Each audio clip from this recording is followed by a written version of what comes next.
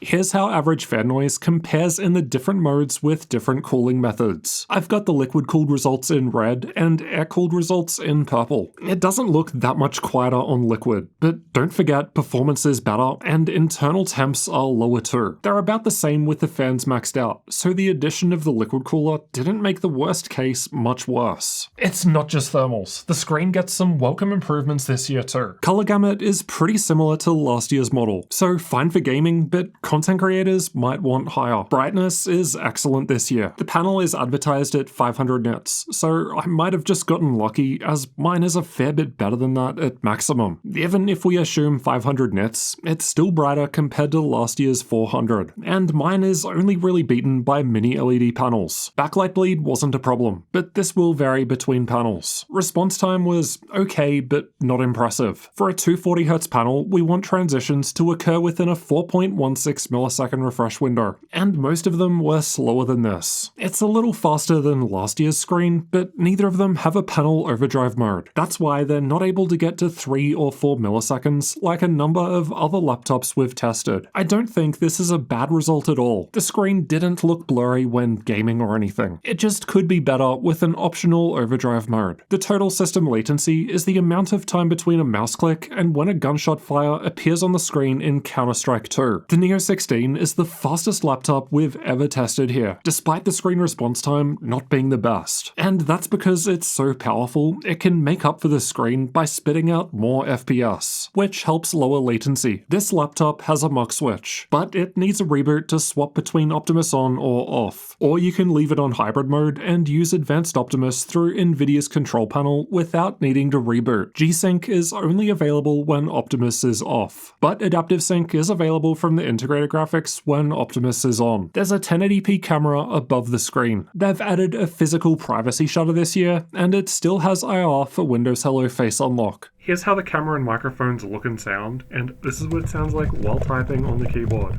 Now let's find out how well XMG's Neo 16 performs in games. We've tested it with these settings with both air and liquid cooling to see the difference. Cyberpunk 2077 was tested with our own custom test run, and I've got the Neo 16 shown by the red highlight, with both air and liquid cooling results. It's a good result at 1080p, but not the best. Many of the best results are within the margin of error range though. You're not going to notice these differences when playing. This game in particular seems to benefit from AMD's 3D Vcache with the 7945HX3D in the lead. The liquid-cooled Neo 16 takes the lead at the higher 1440p resolution, but it's not really too different compared to last year's Neo 16, which had the same GPU, and they're close at 4K too. Although the newer 2024 model can absolutely run with a higher CPU power limit, this doesn't really matter at this GPU-heavy resolution. They're both able to max out the 4090 graphics, and at the end of the day, you wouldn't notice the difference between the top 10 or so results. Red Dead Redemption 2 was tested with the game's benchmark, and at 1080p, the air and liquid-cooled results are the best we've ever measured, with only last year's liquid-cooled Neo 16 nearby. For some reason, that took the lead at 1440p, but again, these are all crazy high results with small differences you'd be unlikely to notice when playing. Technically, the liquid-cooled Neo 16 is our new best result at 4K, but again, it's well within the margin of error range with last year's version. The liquid-cooled Neo 16 broke our record in control at 1080p, with last year's version only a little behind. It's the same deal at 1440p too, and it's worth noting that both the liquid cooler and air results have notably higher 1% lows compared to most others, which translates to a smoother experience with less dips in performance. Again, it's technically first at 4K, but you're not going to be able to tell the difference between many of the top results. Here are the 3D Mark results. Liquid cooling in red was always ahead, and the difference is bigger in the CPU tests than the GPU. As we saw in the thermal testing earlier, the Neo 16 has no problem maxing out the GPU on air cooling, while liquid cooling allows the CPU to perform better and use more power. The Neo 16 was a chart topper in all of our content creation tests too, with and without the liquid cooler attached. The BIOS has more options compared to most other laptops,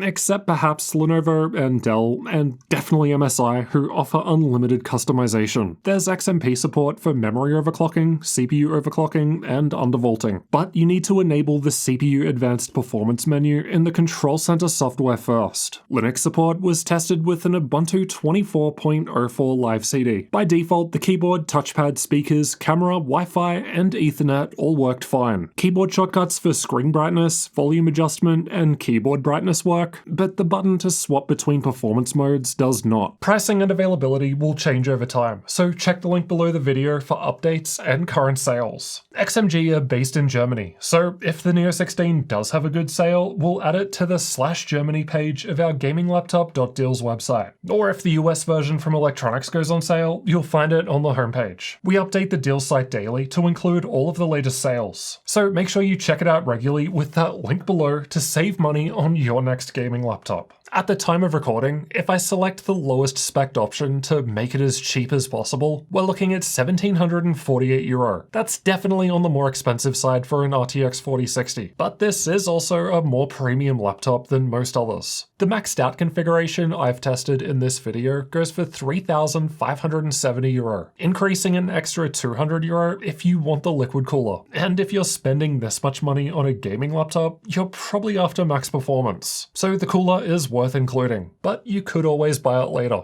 Meanwhile, in the US market, Electronics offer their Hydrox 16 for $3,200 for the same maxed out configuration I've tested here. And you know what they say, with great performance comes great price. So then, is this laptop worth the money? Honestly, it could be, if you want the highest possible performance in a form factor that's still portable. It still costs less money compared to other premium RTX 4090 laptops, like Asus's Sky 18 and MSI's Titan 18, while also performing better in a lot of workloads, even without the liquid cooler. But although we saw some pretty crazy performance in the thermal testing, Cinebench, and even content creator workloads, the performance in games wasn't really that different compared to other cheaper 4090 laptops. Yeah, technically the Neo 16 was often at the top of the chart for the game tests, which is certainly impressive, but at the same time, a lot of the differences are so small that you just wouldn't be able to tell the difference. So you could buy a 4090 laptop for $1,000 less than this and get a similar experience in most games, especially if you're playing at higher resolution, which is more dependent on the GPU. So yeah, if you're just gaming, you could probably save money getting a cheaper laptop. But if you want the extreme performance for other tasks, or want the liquid cooler to get less fan noise, or a cooler feeling laptop, then yeah, this with the liquid cooler is an option. And combined with all the nice quality of life improvements in the 2024 version, there's just not much to hate about this laptop. The build quality is much nicer with the all-metal design. It's got a brighter screen, which goes further back and doesn't wobble around anymore. It's got Type-C charging, a smaller GAN charger, a privacy shutter on the camera, and a bigger touchpad. And we can't forget about that RGB bar on the front. Apart from the price, the main downsides are the battery life, though it still lasted longer compared to many other max-spec laptops we've tested. Faster USB 3.2 Gen 2 would have been nice on the Type-A ports, especially when you're spending this much money. An optional mini LED or OLED screen would have been good for people that want it. The lack of a screen overdrive mode means that this just isn't quite as competitive compared to other options. And a newer Wi-Fi 7 card would have been nice, considering that's found in most modern high-end gaming laptops this year. But you could always upgrade that for like $30. And honestly, at the end of the day, those are some pretty minor gripes. They're just not really deal breakers unless you really had your heart set on a mini LED or OLED screen. And of course, if you do want the best performance, then a desktop PC might be worth considering. Check out this video next, where I've compared all the positives and negatives between gaming laptop and desktop PC. It'll help you decide which one is best for you. So I'll see you over in that one.